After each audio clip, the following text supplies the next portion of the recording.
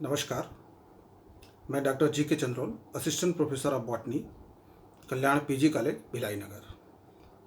My topic is determination of diversity indices, part 2, concentration of dominance index. Concentration of dominance index इस index के अंतर्गत हम किसी भी कम्युनिटी में डोमिनेंस का जो कॉन्सेंट्रेशन है उसे एक इंडेक्स के रूप में निकाल सकते हैं।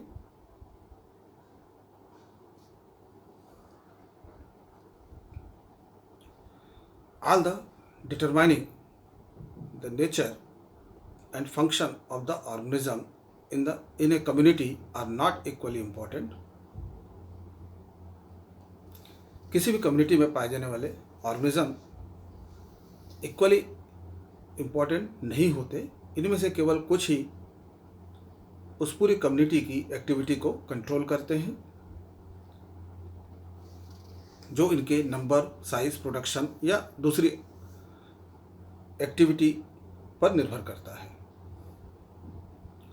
Major communities have producer, micro and macro consumer. जो भी मेजर कम्युनिटीज होती हैं उनमें प्रोड्यूसर, मैक्रो और माइक्रो कंज्यूमर्स पाए जाते हैं।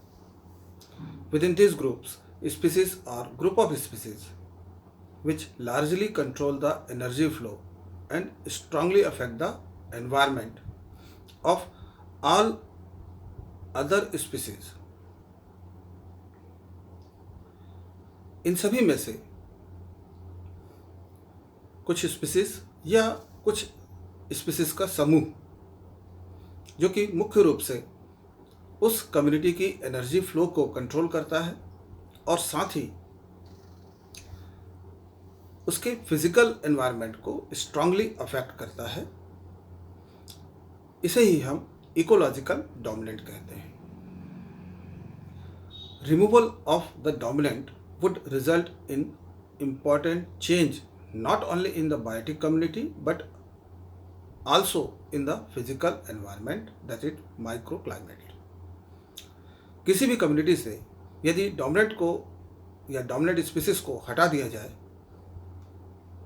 तो उससे उस कम्युनिटी में महत्वपूर्ण चेंजेस आते हैं जो बायोटिक कम्युनिटी से रिलेटेड होते हैं। साथ ही साथ फिजिकल एनवायरनमेंट यानी कि उसके माइक्रो क्लाइमेट में भी परिवर्तन देखने को मिलता है।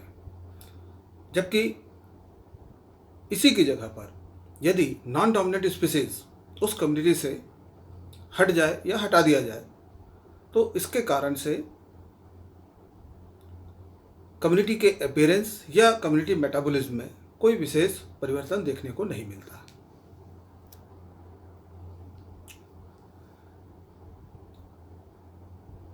It has been observed that the number of dominant species in less in temperate as compared to tropical communities. यह भी देखा गया है कि नंबर ऑफ डोमिनेंट स्पीसीज कम होती है टेम्परेट रीजन में ट्रॉपिकल कम्युनिटीज की तुलना में। अकॉर्डिंग टू विटेकर के अनुसार when the dominant species is more concentrated in one species, कि जब भी कोई डोमिनेंस ज़्यादा कॉन्सेंट्रेटेड होगा किसी एक स्पीसीज में, the value are high, and when many species contribute equally the index is low. कहने का मतलब यह है कि किसी भी कम्युनिटी में इंडेक्स ऑफ डोमिनेंस या डोमिनेंस का कंसंट्रेशन जो है वो डिपेंड करता है नंबर ऑफ स्पीसीज पर। जितनी कम स्पीसीज कम्युनिटी के डोमिनेंस को शेयर करेंगी उस कम्युनिटी में डोमिनेंस का कंसंट्रेशन उतना ज़्यादा होगा। और यदि किसी कम्युनिटी में डोमिनेंस को नंबर ऑफ स्पीसीज के द्वारा शेयर किया जा रहा है तो वहाँ पर डोमिनेंस का कंसंट्रेशन लो होगा, कम होगा। In order to evaluate the concentration of dominance within a community, Simpson 1949 has derived a formula for calculating index of dominance. किसी भी कम्युनिटी में डोमिनेंस के कंसंट्रेशन को इवेल्युएट करने के लिए सिम्पसन ने 1949 में एक फार्मूला दिया जिसे इंडेक्स ऑफ डोमिनेंस के नाम से जाना जाता है, which shows importance of each species in relation to the community as a whole, जो कि कम्युनिटी में पाए जाने वाली स्पीसीज के इंपॉर्टेंस को शो करता है in relation to other species.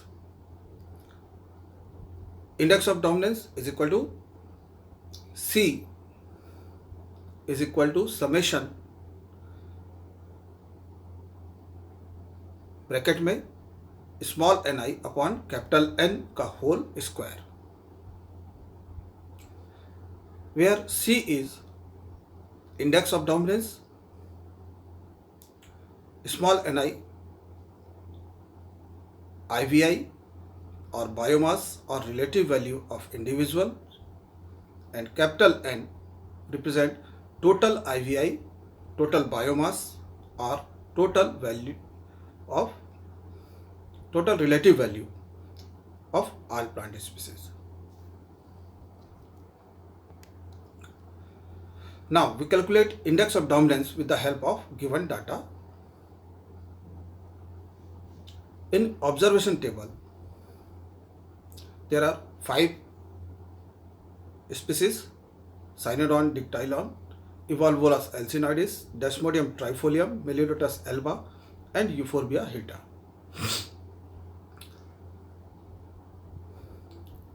With relative density, relative frequency and relative abundance, and also with IVI importance value index. In case of Cynodictylon, IVI 83, Evolvulus alcinoides 28, Desmodium trifolium 20, Melilotus alba 12, Euphorbia heta 14, and the total IVI is 157.